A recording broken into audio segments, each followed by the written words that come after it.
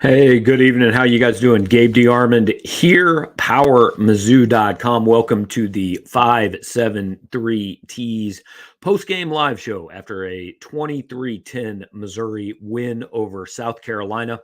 In a little while, Jarod Hamilton is going to be joining me from Williams-Brice Stadium's press box. He is currently somewhere around that complex doing post-game interviews in Columbia, South Carolina. I'm here at the home office in Columbia, Missouri, where I just got done watching the game, as did all of you, and we're going to talk about it a little bit. Every week we do this here on our post-game show, which is brought to you by 573 Tees. You see their logo up there in the left-hand corner of the screen. That is also their website, 573tees.com. If you want to visit them in person, they are located, they have a storefront in Alley A between 9th and 10th Streets, just about a half block south of Broadway in Columbia, Missouri. You can check them out. They can do all kinds of stuff for you guys. The thicker kickers shirts, the further away you get from the goalpost, the better those sell. They do a lot of NIL stuff. They do custom shirts. They can make you literally as little as one. They made me an Ed Chang Idaho State shirt, or they'd really like to do bulk orders. They'll make you one shirt, but they'd like to make you a bunch. So get in touch with them, 573tees.com. As I said, Jarod is going to join us in a little while, but I imagine he's going to have probably 30, 40 minutes of work. So it's going to be me filling time until then. I will, first of all, welcome Jovan Baxley, who tossed us a couple bucks to get the show started, and we always appreciate that. Never ask for it, never require it, but if you want to do it, if you appreciate our efforts after the game here, we certainly do appreciate that. Jovan, thank you very much. We'll get to your comments and everybody else's relatively quickly. I imagine this is going to be a good night. I tweeted something toward the end of the game. I think this is the story. Missouri's defense is going to get a ton of credit. Absolutely. And it is deserved. That was a dominant effort. 203 yards. It was really only that because in the last 4 minutes, South Carolina was in a little bit of desperation mode and had the football. At one point, with about 5 minutes left to go, Missouri actually had twice as much yardage as South Carolina. So dominant defensive performance, no question. The stats: 203 yards allowed, 32 yards rushing on 23 carries. They forced 2 turnovers. They got 4 sacks. All those numbers wildly impressive. But that's what we expect out of this Missouri team. This Missouri team has done that all year. They gave up realistically 10 points to Auburn. They gave up 17 points to Florida. Only gave up 26 to Georgia, and maybe not even really that many. They only gave up 7 to Vanderbilt. Like, this has been a dominant defensive team. What it has not had is any help whatsoever from the Missouri offense. And tonight, it got help from the offense. Was it perfect? No, but we've said all along, look, they're scoring 17, 14 points. Just get into the 20s and you have a chance. Missouri's offense scored 23 points tonight. 17 of those were in the first half. Only 6 in the second half. Probably should have been 9. I mean, Mevis missed basically an extra point, but 367 total yards. Brady Cook, 17-26, 224 yards. Cody Schrader, 22 carries, 81 yards. Cook ran for 53 himself. Dom Lovett, 10 catches, $148. By the way, 10 catches on 10 targets. But here's the key, guys. No turnovers. Had 6 penalties for 45 yards, but they weren't super damaging. No turnovers. They got out of their own way. They played a clean football game. And that's what we haven't seen out of Missouri all year long. It's been not only mistakes, but mistakes at just brutal times. Yeah, Mevis missed a kick tonight. Might have missed 2. I can't remember off the top of my head, but no turnovers, no just mind-numbing throws, no bad decisions. They got out of their own way and they played a clean football game. And with this defense against this team, that's good enough. Now, is that good enough to beat Kentucky? Is it good enough to beat Arkansas? I don't know. We'll find those things out maybe. But against this South Carolina team, it absolutely was. Eli Drinkwood said after the game, I'm sure we're going to have a bunch of talk about this, and we will. We will definitely discuss it. But he said after the game on the field, in the interview with Alyssa Lang, Brady Cook has taken a lot of crud and a lot of crap this year. and he deserves a lot of praise this week. And he's 100% right. Brady Cook was not maybe Hendon Hooker, was not CJ Stroud, but he played a clean football game. He had 279 yards of total offense. He was the better quarterback on the field tonight. There's no question. I mean, there's no question. He was a far better player in this football game than Spencer Rattler. So those are kind of my initial thoughts. Credit to Brady Cook, credit to the Missouri offense, as always, credit to the defense. But the difference tonight was the offense. And I thought there was some difference in play calling too. We'll probably get to that. But want to get to your guys' comments, questions, all that. We're going to fill the show mostly with that until Jarod joins us, which again, I'm going to guess half hour usually for post-game interviews and to get back up in the press box, maybe a little bit more. But Javon says that Brady Cook played his best game of the season. Very good to see Elijah Young back out there. Good hands by, I assume, Schrader in the O-line to milk the clock away. Agree with all those things. By far, Brady Cook's best game. That first half was, I mean, the first quarter was the best quarter of his career. First half, best half of his career, and start to finish, best game of his career. No question. Elijah Young out there. Nate Pete, not. Pretty sure Nate Pete didn't take a snap. Which isn't a surprise if you heard what Eli Drinkwitz said on Tuesday of this week. Schrader was the lead back, but Eli Young had a part. Taj Butts actually on the field for the first snap. He was Missouri's blocking back, a lot of two-back sets. I think he may have seen the field for a snap or two here or there, but that's the first meaningful playing time he's gotten. Right guard was different tonight. EJ Ndoma Ogar got the start over Mitchell Walters. I assume played pretty well because I never really noticed him. Ryan Horstkamp got to play a lot at tight end. Kibet Cheputor did not. So Eli Drinkwitz deserves credit. He changed things. There were different guys. I think the play calls were different too, but there were different guys. And, is that, I mean, I'm sure there are some people going, well, where have those guys been all year? Maybe we could have beaten Auburn or Florida. Maybe so. I don't know. But he did it. And that's really all that matters. The other stuff is all hypothetical, and in hindsight's 2020. He made the changes and they worked. And that's good to see. I mean, we've been asking for some of those guys. I've been asking why Elijah Young can't play when he's healthy. He did. He looked good. I've been asking where Ryan Horstkamp was. He played well. He played well. I've been asking why nobody else on the offensive line can get on the field. EJ Ndoma Ogar did. He played well. So, credit to Eli Drinkwitz for making the changes, and even more credit to him that they worked. That's what you want to see. Good to get a win on the road. Yeah, they're 3-11 on the road now, which is not great, but it's better than 2-12. I think the home road thing is a little overplayed, to be quite honest, but it's a factor, no doubt. Too simplistic. Perfect username. I don't think Brady played great, but he didn't cost us, which is huge. And that's not too simplistic. That's it. I mean, he played very well. Again, was he CJ Stroud, the 400 yards total offense and 6 touchdowns? No, but he played very well. That's the game that I envisioned when at the beginning of the year I said you can win games with Brady Cook. That's what I thought. That's the upside of Brady Cook, right? That's what you want to see. He's not going to go out and put 500 yards on the stat sheet, but if he can play that game tonight, if he can make no mistakes, if he can just move the offense, that's your guy. Dominic absolutely made all the difference, and Schrader is what we need, consistency and just getting the ball upfield. Yeah, Cody Schrader did a nice job grinding the clock, 3.7 yards a carry, not stunning or anything, but he ran 6 minutes off the clock. Dominic Lovett, best offensive player certainly on the field. Again, 10 targets, 10 catches, 148 yards. And for all the talk about can we get Luther Burden the ball more? Hey, 4 touches, 15 yards, had a big drop.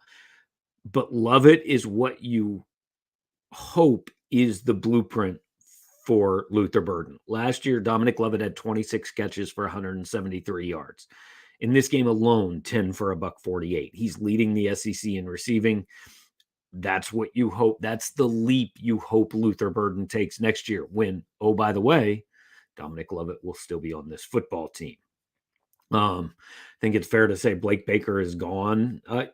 Look, I'm not going to go there yet, guys. I mean, Is he going to have a chance? Yeah, I would think he'd have chances places. He's done a phenomenal job. I was actually, it's kind of interesting when you don't cover the game in person and get a chance to hear the broadcast. It's a little bit different viewpoint. And the broadcasters were talking about how Steve Wilkes was the DC last year, and Baker just came in and he learned the terminology instead of making the kids learn a new system. And it was almost said like, well, Steve Wilkes had this good defense, and so Baker just wanted to come in and continue. No, Steve Wilkes had a terrible defense with a lot of the same players that Blake Baker has to work with.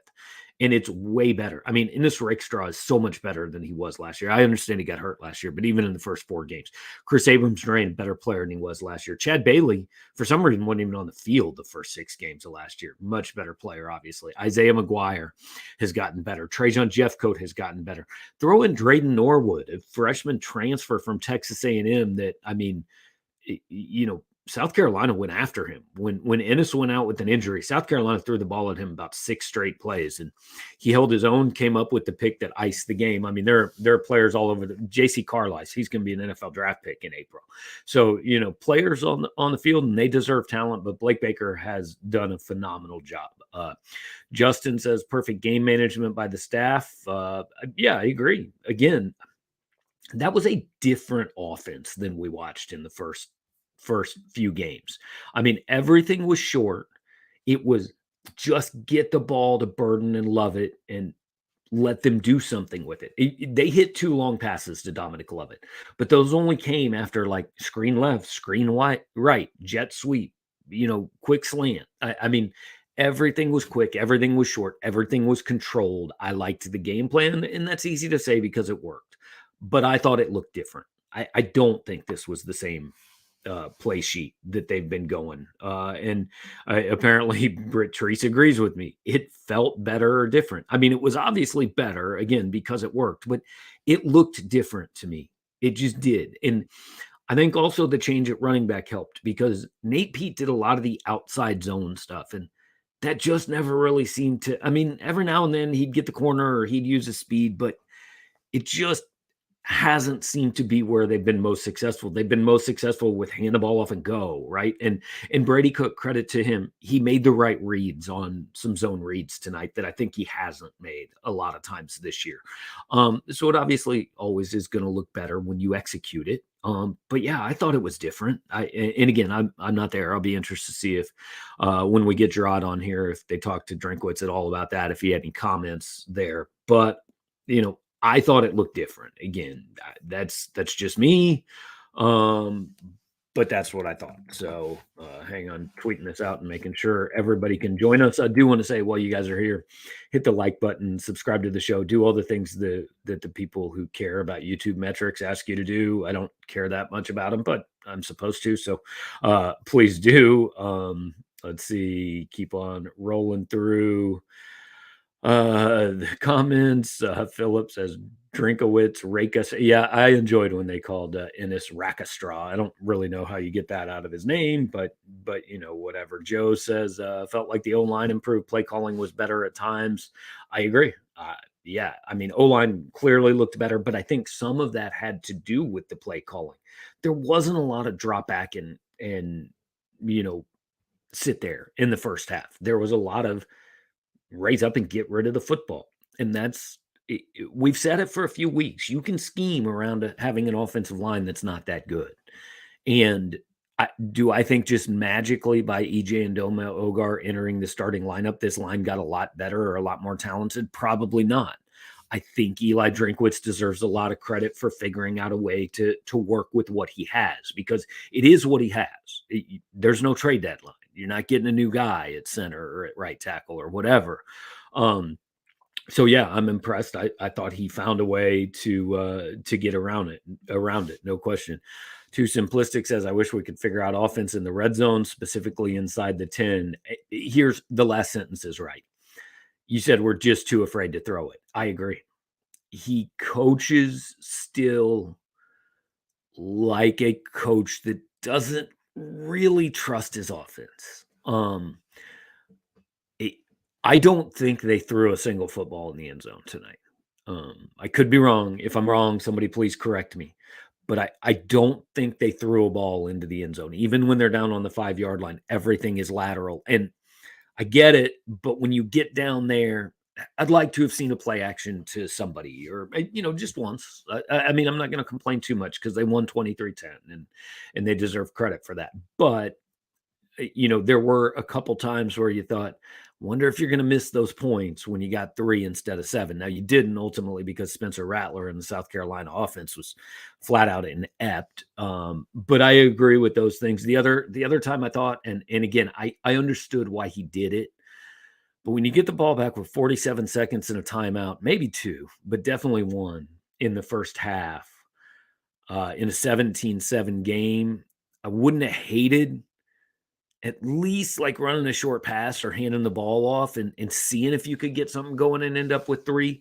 But I understood why he didn't do it because his offense felt pretty good about itself at that point. And that's not a group that's felt good about itself all year. So you want them to go to the locker room feeling good rather than, maybe make a mistake and all of a sudden you're in a 17 game and thinking, oh my God, here we go again. So I completely understood why he did it. Just the greedy part of you goes, I wonder if they could have gotten something else and into the game sooner. But again, overall, like I can't imagine any grade for this game for the coaches that isn't an A. I just can't. Let's see. Aiden says the biggest difference in the game was the O-line.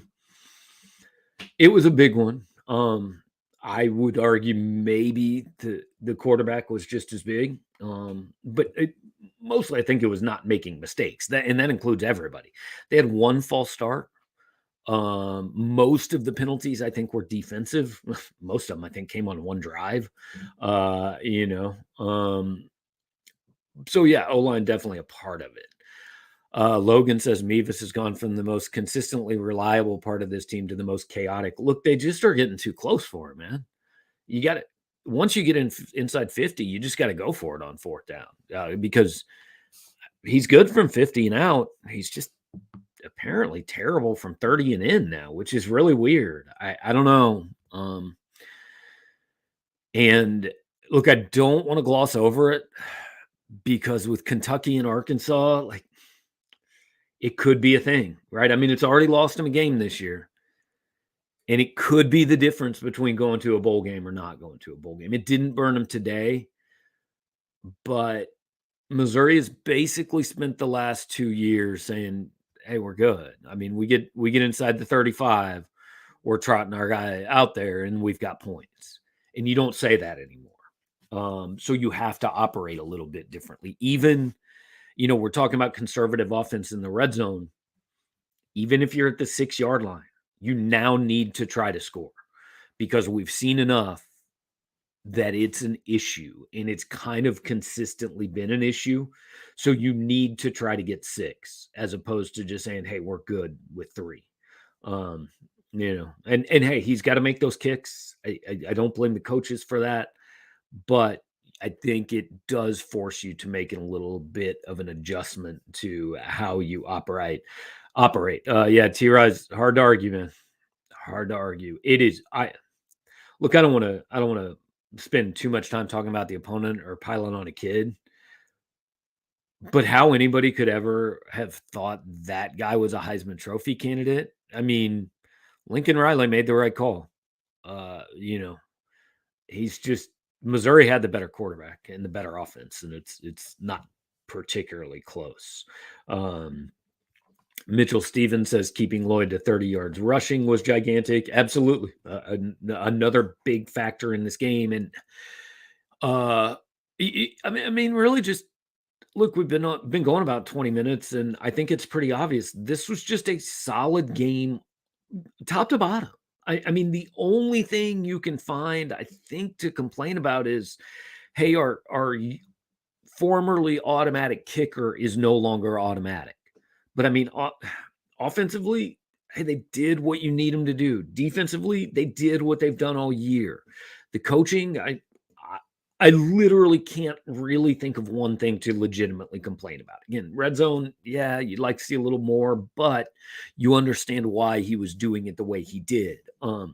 So offense, defense, special teams, I've got a hard time coming up with anything that you should be unhappy about. No, there just wasn't anything. So yes, like Mitchell said, I mean, the run defense definitely part of that. I'll take a look at the stats real quick.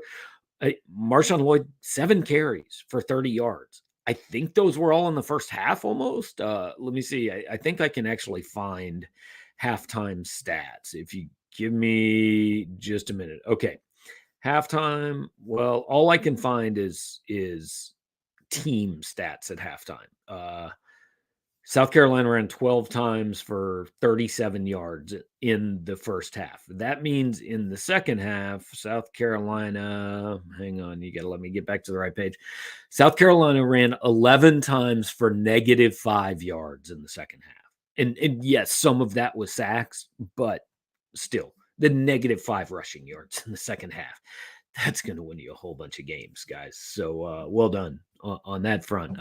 Schrader is the hardest runner on the team, hands down, no question. Great to see different players agree. Philip is asking if Marquise Gracial was on the field. I don't know. I'm going to have to look at snap counts. I mean, I didn't specifically see him. Blake Baker said he was a guy that he thought could help him because Josh Landry, who has basically been the fourth or fifth defensive tackle this year, broke a finger. So you're looking at, the starters, Darius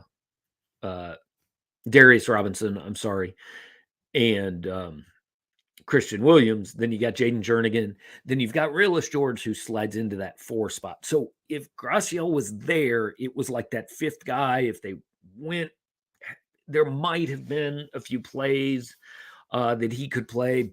But my guess would be they just went with 4. I don't know. I didn't specifically see him. If anybody did, chime in. I'll check the snap counts tomorrow morning, all that, and we'll post those on the site. I don't think he played, but that's just because I didn't specifically notice him. But I'll be honest, I don't specifically notice defensive tackles a lot of the time, right? Let's see. Armand Mimbo was on the field a bunch as well. Yeah, he's been playing a lot the last few weeks. He's already blown past his red shirt and all that.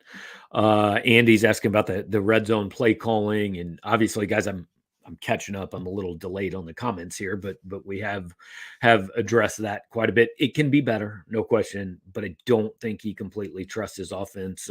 Too simplistic, asking what Drinkwitz was yelling to Cook about in the final minutes. I'm guessing he wanted him to run around a little bit more, so they wasted 12 more seconds, so they didn't have to punt the ball to South Carolina. That would be my guess. And hey, that's coaching. He yelled at the punter after the punt that ended with 1 second left. So, I get it. You're coaching the whistle, all that, but it was a good win. And I think everybody was probably happy with that.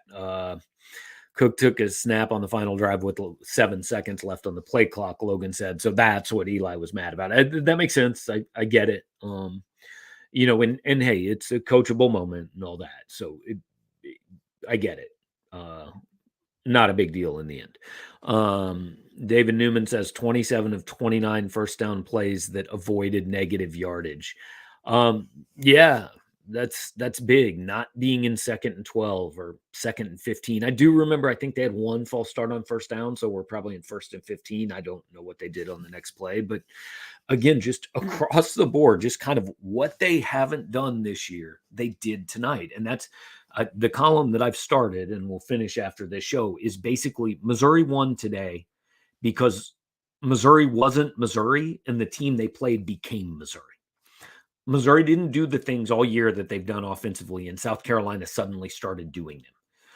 And maybe South Carolina's done them all year. I haven't watched a ton of them. I do know South Carolina came into the game leading the SEC in turnovers, so it's not like they were this well-oiled offensive machine. But my point is Missouri quit making mistakes, and South Carolina made them for them, and that's why Missouri won the game. Included on that is first down execution. Included on that is third down execution. No question. Let's see.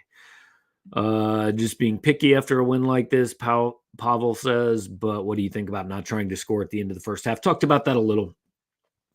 You'd like to see it. I get why you wanted to see it, but you have to know your team. And I get why he didn't do it. it was probably the right move to sit on the ball. I would probably have handed the ball off or run a quick screen and see what happens on the first play. And if if you get 8-10 yards, then maybe you go ahead and move. But I didn't really have a problem with what Drinkwitz did. I understood why he did it. JB says this might be the first time I've smiled all season. I hope that's not true, man. I hope it's not that important to you. I get it. It's a better day when your team wins, but hope you're happy. Other than that, Freeway Jarod says eventually we need to have an honest talk about Martez's snaps in comparison to Dalen Carnell. Look, I kind of agree. I've agreed since game 3. I think Carnell's a better football player, but also this team's playing really well on defense. And I'm not going to argue too much with what Blake Baker decides to do. I mean, it's kind of, it's working. So that's fine. More questions about chances they bring Baker back. Look, we got to get to the end of the year, guys. I don't know. I don't know what's open. I don't know who will be offered. I don't know what the last 4 weeks of the season are going to look like. Is it possible he could get another job? Absolutely. He's done a great job here, but let's worry about it when the time comes. There's no point to worry about it with 4 weeks left in the season, I don't think. JMKLF, been impressed with Cook's durability and toughness. He took some hits today. Yeah, look, that's the one thing that at no point this year could you have questioned about Brady Cook.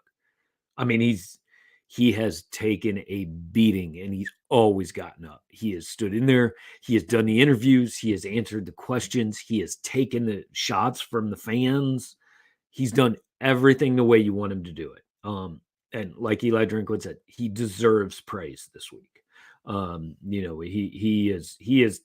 I mean, the hit against Vanderbilt last week, I didn't know if he was going to be able to stand up and he took a couple like that. There was a picture, I think it was in the Florida game, where he was kind of on his knees. He kind of like half slid, but didn't really slide. And the linebacker bit him over backwards. I mean, he has taken some absolute shots this week or this year. There is zero question.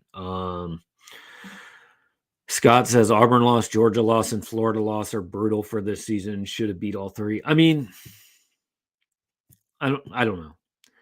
You should have beat Auburn. There's no question you should have beat Auburn. But why should you beat Florida? I mean, they were up 24-10. They outplayed you. I don't think it's fair to say you could have beat Florida. If you play your best game, you beat Florida. But that's why they play games, because I don't think it's fair to say Missouri should have won that game. And I don't really think it's fair to say Missouri should have won Georgia. Missouri could have won Georgia, but Georgia made the plays to win that game. The only one I say they should have won was Auburn. Now, again, if they played like they played today in all 3 of those games, they win at least 2 of them.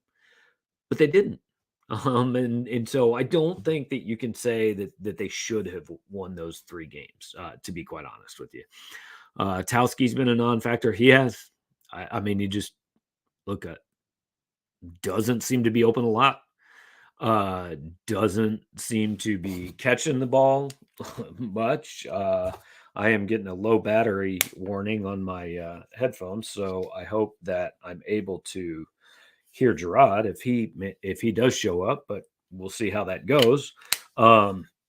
But no, I agree with you guys that Tauski Dove has been a non-factor. There's no question about it. Hey, Josh, appreciate the contribution. I just got to it, just saw it, but thank you very much for chipping in. Feels nice to have a wire-to-wire win more than anything, especially on the road. And that's a good point. Like you went out, you took the lead, you took control, and you held on to it, right? I mean, hey. There was a moment. I mean, I think South Carolina got back to within 17-10. There was a moment after the missed Mevis field goal where you kind of thought, they're really going to do this, because this would be a really bad loss. But they didn't. They got it back under control pretty quickly. I think that was the drive that Brady Cook hit a big connection to Dom Lovett, and hey, they went and they took care of it, and they deserve credit for that.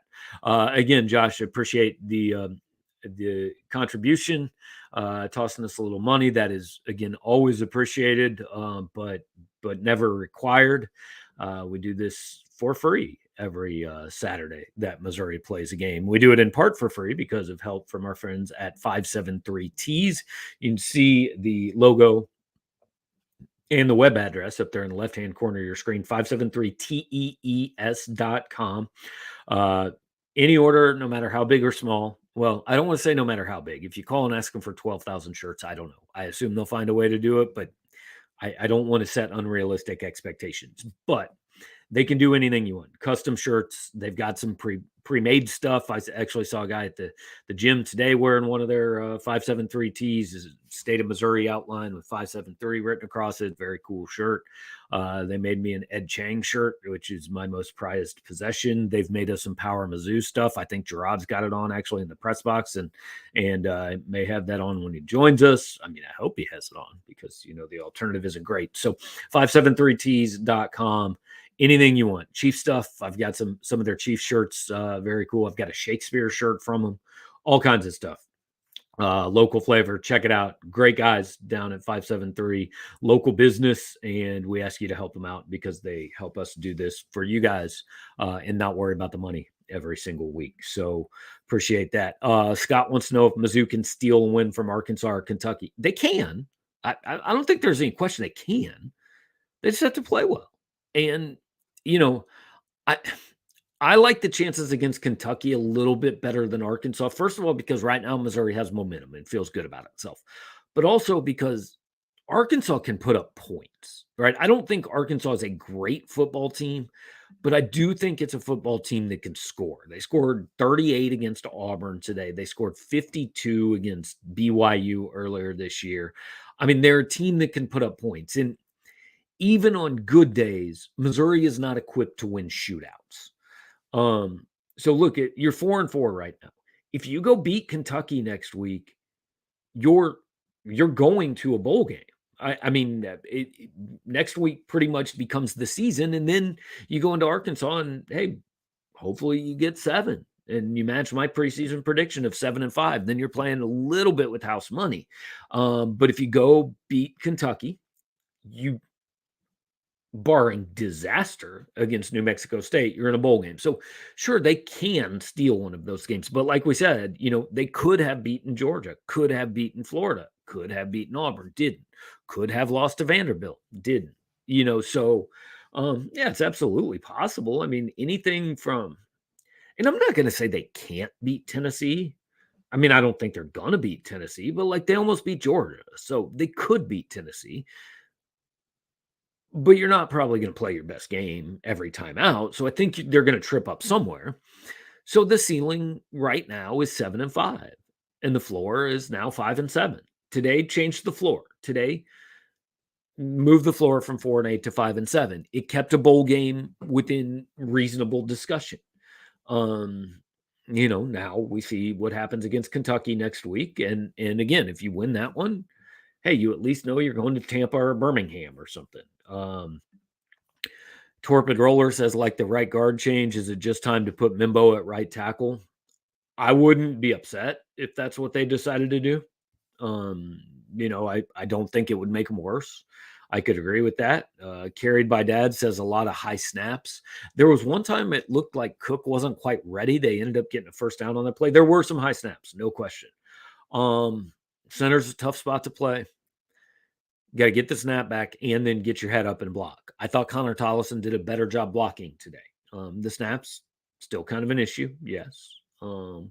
And so that's the next step, right? Mo Football says need to score 30 to beat those teams. You need to score 30 to beat Arkansas. I don't know if you need to score 30 to beat Kentucky. It's possible. A lot of, oh my God, Blake Baker's going to leave. We know that. Joe says that Marshawn Lloyd was hurt. I didn't see it happen. That makes sense. Certainly 7 carries and 30 yards. Let's see. Man at Arms Drink has got to learn to keep the offense in drive mode. They've got to keep the foot on the gas, but do they? I mean, with this defense, do they?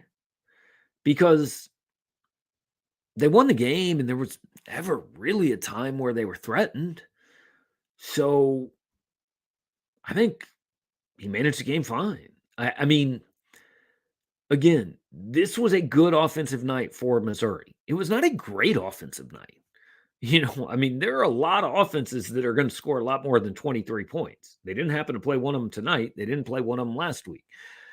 But like this offensive night, this doesn't beat Arkansas. This doesn't beat Tennessee. But he knows what his offense is. And this is about the best you can ask from him. You can't ask them to go score 40.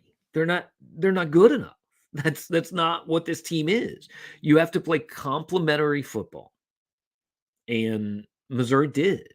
What that means for this team is run the football, control the clock, don't make mistakes. They did all of that tonight. So, well done. Again, they just needed an offense that could do a little bit. You don't need this offense to win games. You need this offense to not lose games. And that's what happened tonight. Camden wants to know if Lovett makes first team all SEC. I mean, he's leading the league in yards and receptions or receptions first and yards second or something like that. Last I knew, I would certainly think he's got a good shot. Ben says, why didn't Drink Run plays at the end? Again, just risk management. I mean, snap it to your quarterback, either have him take a knee or run around for a couple seconds.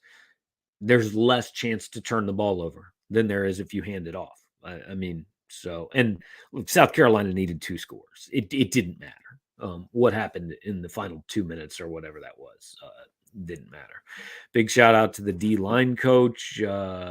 They've made a huge difference. Yeah, Al Davis has made himself some nice money. Kevin Peoples has come in, and they've done a good job. I think DJ Coleman has been an addition that we probably haven't talked about enough. Had another either sack or half sack today. I'm not sure which one it was, but he was in on another sack. 3rd straight game. Has done a very nice job. Let's see. Stock says South Carolina takes advantage of mistakes, and Mizzou didn't make any solid win. Yeah, that really is it, right? Like again, if you looked at these teams before the game, they looked like the same team. I mean, if you looked at stats, you would have thought these teams had the same record. The difference is South Carolina had some good fortune and had taken advantage of other teams' mistakes. Missouri had some bad fortune and had been the team making those mistakes. Tonight, those roles were reversed. Missouri didn't do anything that could give South Carolina any points or any, they didn't crack the door for the villain to reach in and shove it open.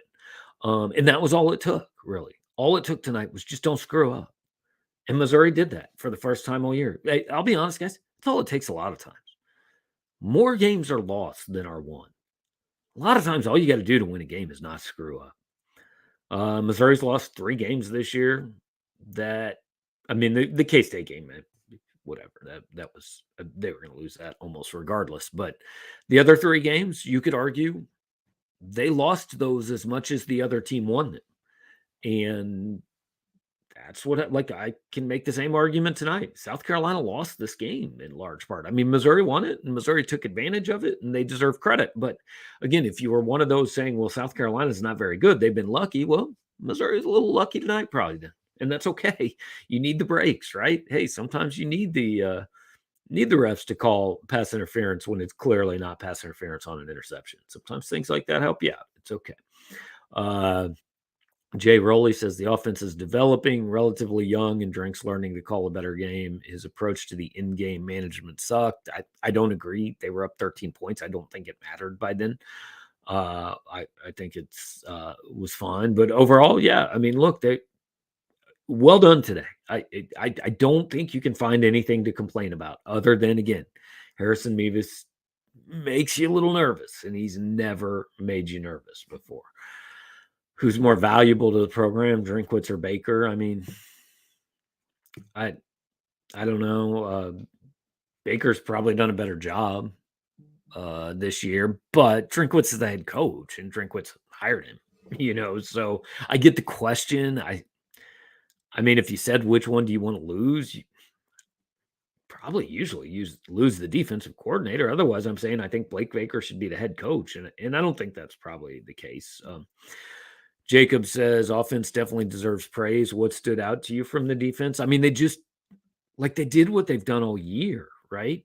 Ennis Rakestraw goes out and Drayden Norwood comes in and they don't miss a beat. Martez Manuel, Isaiah McGuire, KAD led the team with 5 tackles. Like, it was just everybody. There wasn't really one guy that I said, wow, he was incredible on defense. It was just everybody. I mean, Ennis had 4 tackles, tackle for loss, a pass breakup, and a forced fumble. Statistically, he was the best player. Tyron Hopper only had 3 tackles, but 2 of them were for a loss. He broke up a pass. He hurried the quarterback. Jalen Carlisle forced a fumble. Norwood had a pick.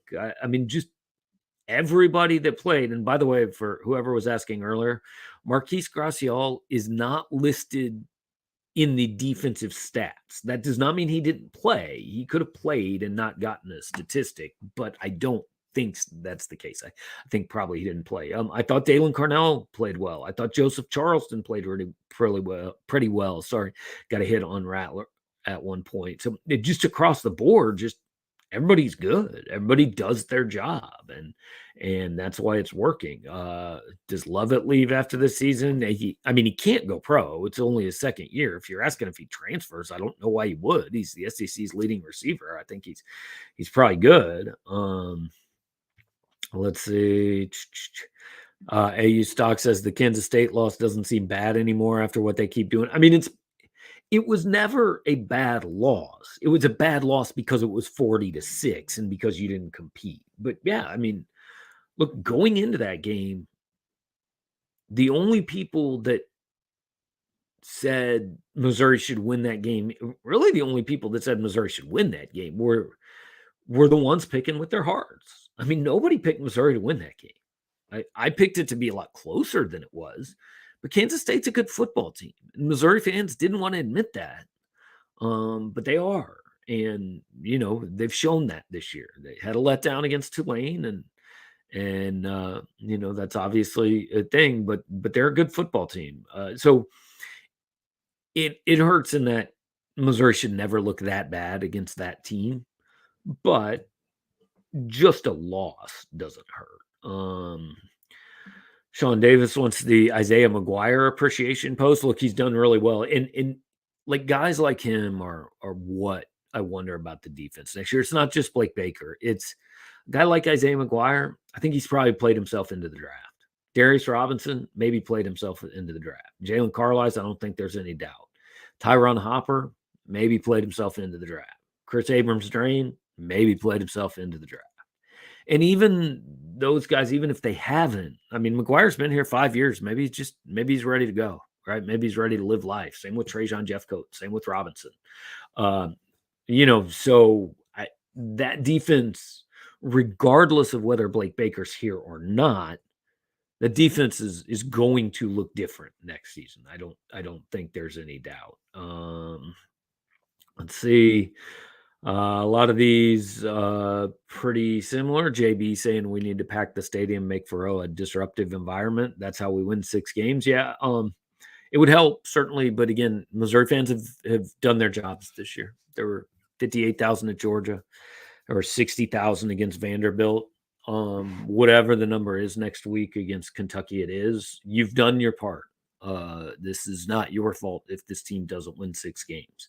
It is on the team to win 6 games or more and give you a reason to come back.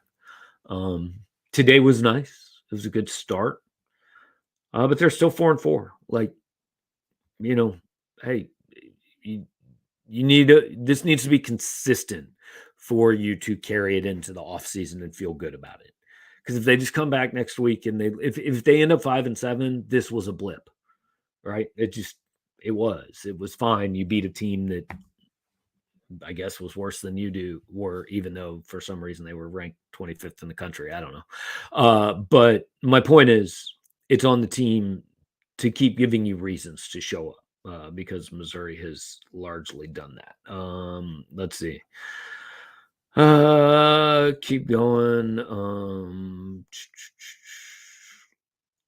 Spencer says, feel good about this team. Cook played well enough to win. Intrigued to see the defense versus the Tennessee offense in a couple weeks. I agree. I mean, I've seen Josh Heupel's offense. I've got a hard time thinking you can shut that thing down for a full game. But one of the criticisms when he was here uh, was that it didn't necessarily fare real well against the better teams, right? Missouri's a better defensive team, certainly. So it'll be interesting. Tennessee right now up 13-6 on Kentucky. They get Georgia next week.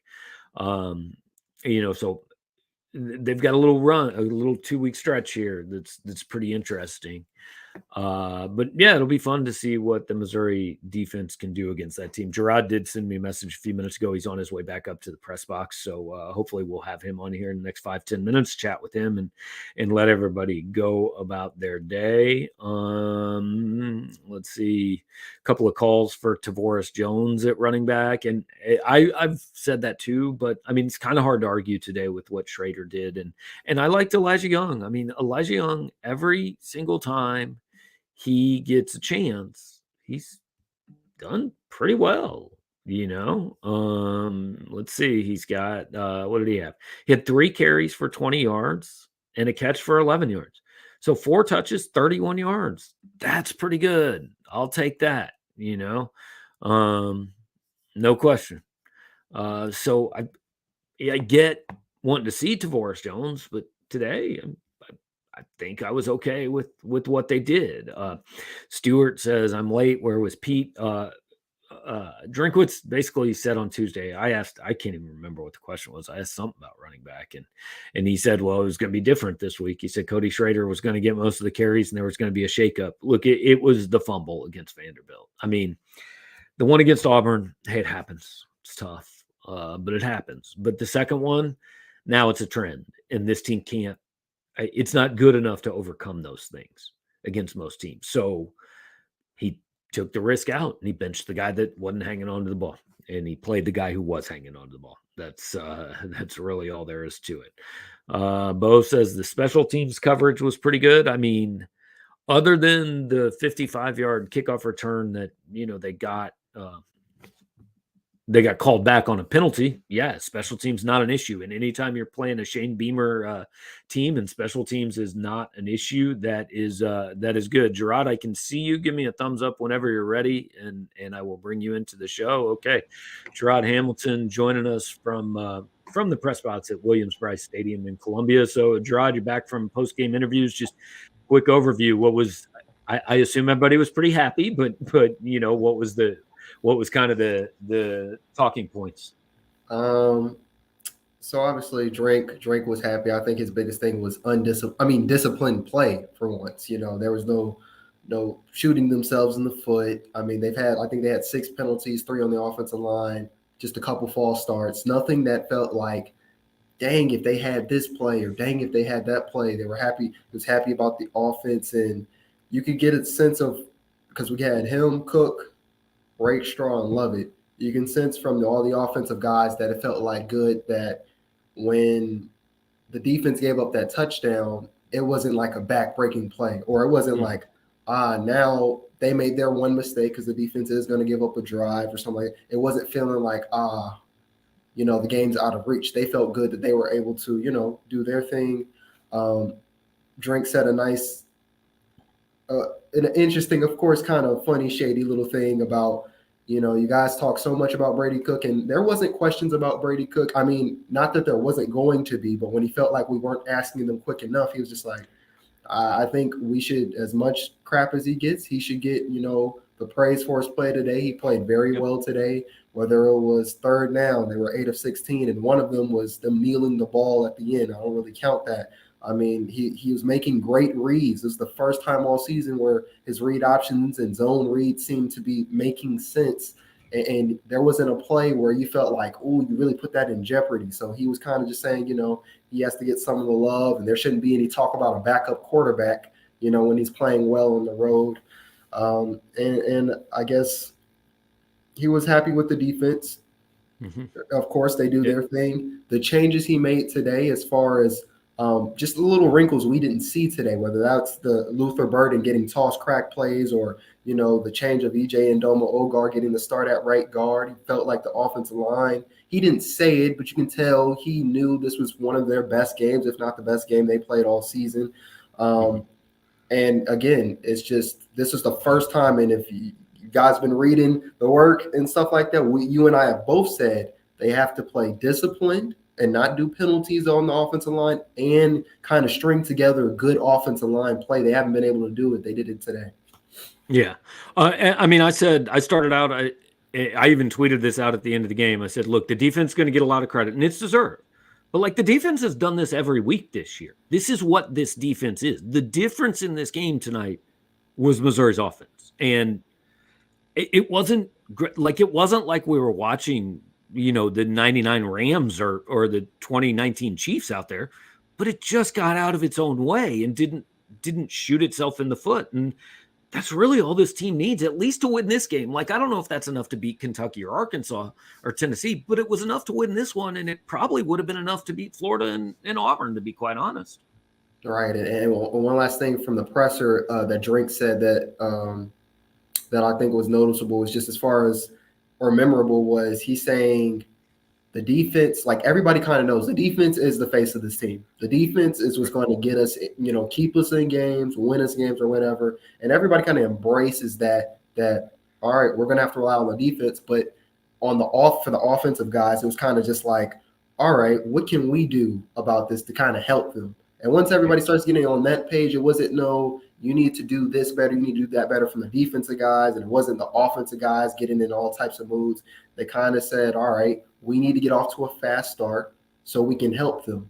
And something I put in my quick thoughts was it just seemed like for the first time really all season, I mean, a little bit in the first half last week, but it really felt like for the first time in SEC play, the defense was able to do what it needed to do comfortably. It wasn't stressed like, if they're going to miss tackles. It didn't feel like it was going to break the game open.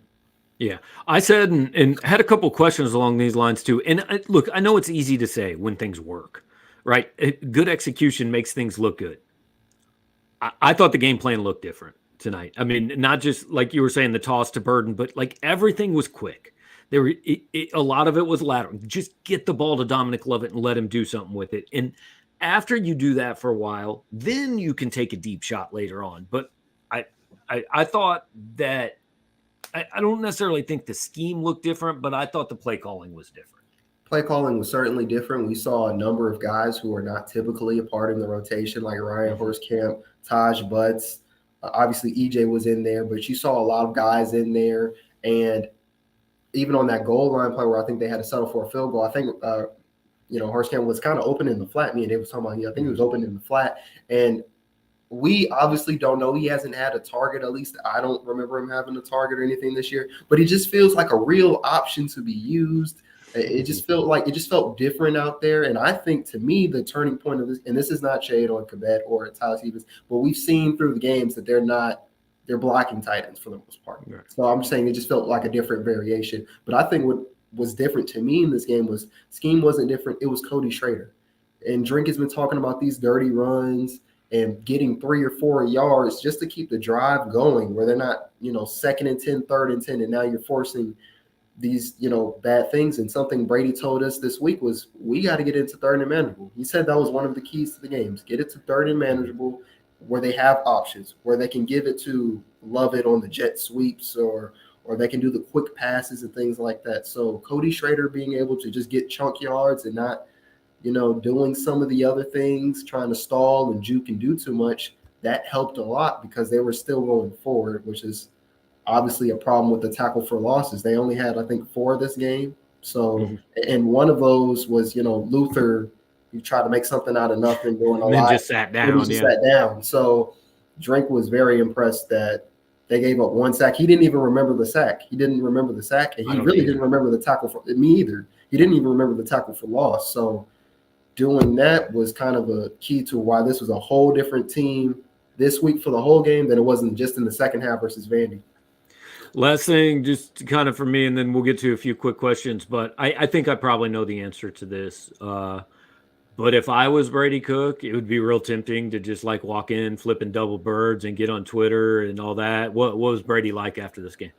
It was so ironic because I told you, I think we may get such and so. We did not get anybody we thought we were going to get. So when I was like, it'd be cool if Brady comes in here, and right after I said that, Brady walks in here, and I was just like, oh, he's gonna go crazy. But no, he was still his calm self. But you can tell he felt very vindicated, and as he should. You know, he didn't throw for no touchdowns, but didn't he run for one? He ran for one. He ran for one. He didn't put the ball in danger, which he said was something he was harping on a lot this week. Well, he did once, but the official gave him a very nice call. Yeah. Very nice. I forgot about that. He threw a horrendous pass into double coverage on a play that was not defensive pass interference. No, it was offensive pass interference. Oh, I didn't see that. I just knew it wasn't defensive. Oh, no. Yeah. The guy that was in front of Mookie grabbed him and threw him to the ground, and somehow they called DPI on it. Oh, well, he got bailed out in that sense. But besides that, since it doesn't count, it doesn't count. So he played well. He's gotten to the point, or at least that's what everybody's saying, and that's what it seemed, where he knows that he's going to have his critics. Everybody in life is going to have their critics. And so no matter if he does well or doesn't do well, you know, people are going to have something to say. So for the first time, it seemed like a mature level that you expect from a quarterback. Because like you said, a lot of us would come in there with the double birds up saying, you know, I did this on the road versus top 25 team. And you could still feel like he was similar to what he gives us on, you know, Wednesdays when we get the offensive players. And he was just happy they could get a win and that the offense could kind of provide something, a foundation for the defense or something to not have to almost kill themselves to make plays and, you know, get out of their comfort zone and do too much. So he seemed cool about it. All right. We'll run through a few questions real rapid fire and then let you get to work. And Andy says, thinking of the future, Brady Cook still eligible, been an average QB based on his play. If he does develop further, does this delay the Sam Horn era? Look, I think we know two things. This is Brady's team this season. He's the starting quarterback. He's going to be the starting quarterback all year. They're going to go as far as he takes them. I'd be surprised if he's the starting quarterback next year. It's true. Something that I do want to say is you'd be surprised how well somebody can play when their offensive line can hold up, though. You know, when you've got time to throw and you're not taking all these shots that make you feel like, dang, I just got popped. Maybe next time I need to just run early so I can avoid that. You can kind of, you know, get your bearings about you and make better decisions. So that's something that has to be taken into account. And it's just one game, though. He's got to do it more than this. Yeah, Adam says more likely 2-2 or 1-3 finish. So basically, did they beat Kentucky or Arkansas? And I've just said I just don't know if they can score with Arkansas because Arkansas is a good offensive team. I think next week's kind of playing for the bowl game. I mean, I'm not writing off Arkansas. They still have a shot in that game, but I view Kentucky as more likely. Kentucky's next? Yeah, Kentucky next week, and then New Mexico State, I think. Okay, I got a dry erase calendar, so I got to write it down to see. But okay, Kentucky's next. Okay, I see the bandwagon, and this today makes me tempted to want to jump on it, but I'm not yet. I told you I was backing off that for a second until they show otherwise. But yeah, I'm still leaning that it's 1-3, but Kentucky's going to have to be.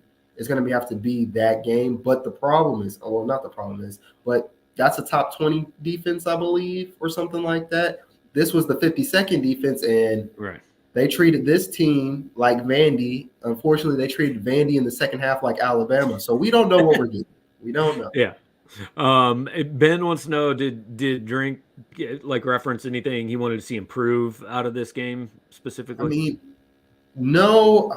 For one, I think them coming off those 3 one-possession losses and then kind of in a way it felt like escaping Vandy. I just felt like they wanted to keep the peace. They wanted to keep positivity going. And there's, of course, details that everybody could work on. But the biggest things for him all season have been, unforced errors, offensive line play, QB play. And he felt all 3 of those guys or all 3 of those things did well. So that's where his main focus was. He wasn't really talking about so much of what they need to do. He was giving praise, actually, and he was just happy that his offense, in a way, people can kind of see what it is when those 3 things align. Spam account asking if DJ Jackson is a prospect. Now I assume you mean DJ Coleman. He showed up again, shared a sack today, and he has made plays now really 3 weeks in a row.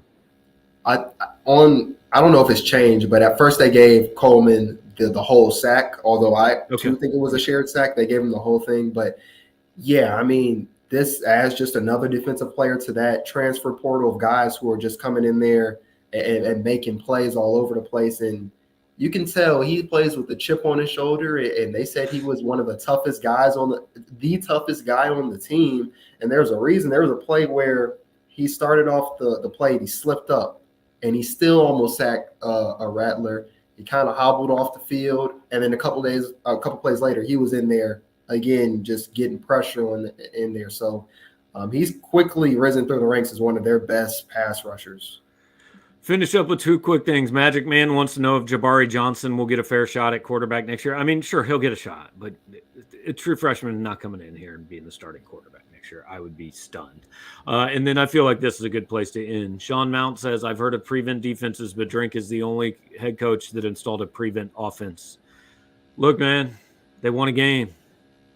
You don't complain much when they win a game. This offense is what it is. They're not going to go put up 55 points, but they won a game, and that's something to feel good about. They won a game in a game that most of us probably didn't pick them to win, right? My 23-17 pick was pretty close. I just turned the teams around, so do better next time. I mean, yeah, they won a game. So not only did they beat a divisional team, they won on the road. You know, they can't do that for nothing. They beat a ranked team. And it wasn't for the first time. It was a complete game where offense and defense played well. It wasn't they won Bud, or it wasn't like the Gamecocks, completely shot themselves in the foot. Right. I mean, they had a lot of penalties, but Missouri earned it. Yeah, Missouri earned it. It wasn't a given. So a win's a win, and now they're back to 500 for the first time since week 4. So I guess there's some reason for excitement. Yeah, I mean, a lot better than the alternative, no question. Well, Jarod, I know we both got a bunch of stuff to do. Appreciate you checking in from Columbia, and we'll talk to you later, man. All right, see you guys later. All right, we're going to let Jarod go. Just to remind you guys real quick before we shut this whole thing down, this was brought to you by 573tees.com. They sponsor the operation here every week on the Postgame live show when we're on the road. Jarod, I run it for a little bit, and Jarod checks in after interviews. When we're at home games, we both can be relatively close by in the same press box. That's where we'll be next Saturday afternoon after they play Kentucky. But thanks for this one to 573tees.com. Go check them out online. Chiefs gear, Cardinals gear. Got some Royal stuff, some Columbia stuff, some Mizzou stuff, anything you want, custom gear, they can do that. So check them out online, or their shop in person in Alley A between 9th and 10th Street in downtown Columbia. While you're here, do me a favor, hit the like button on the show, subscribe to the channel, share us on social media, leave us nice comments. If you're listening on the podcast, do the same things. Much appreciated. We will get that going right after I shut this down. I've got a column coming. Jarod's got coverage from Columbia East. Thanks for watching, guys. Mizzou 4-4, a 23-10 winner over South Carolina. Talk to you later.